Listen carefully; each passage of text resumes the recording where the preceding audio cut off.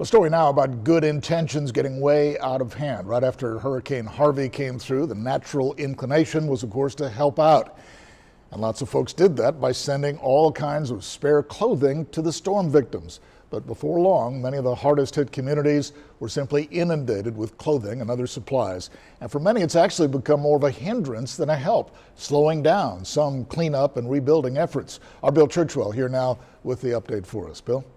Joe, among the items we're told people have donated are things like graduation gowns, prom dresses, and yes, even used underwear. It's simply not what these folks in these communities want or need right now. What they need the most are two things: money and manpower. What looks more like a dump site is actually bag after bag after bag of donations in the wake of Hurricane Harvey. The outpouring of generosity unintentionally creating a new dilemma for folks in small communities like Woodsboro. We're having to store it outside, which means it's getting rained on. They're going to end up soiling, and we don't have the manpower to take it in. Clothing piled sky high with nowhere to put them. Now we're just overloaded. Many of these communities are so overwhelmed by the amount of donations they are receiving. This mountain of clothing, just one example.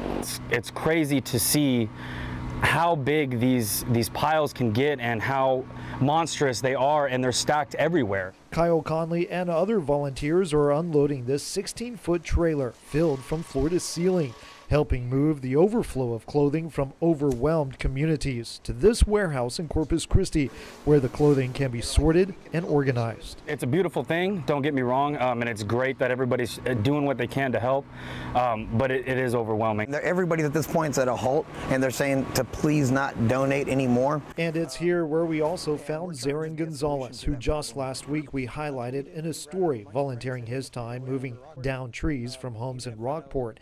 His time and effort now being spent another way. We're trying to just be a solution to that problem. Stan Medina was able to secure the building. For now, I think it's better to have this stuff inside rather than being outside of a building somewhere where it's going to get mold and stuff like that. And as piles begin to fill this warehouse, Zarin is now looking at an even bigger location.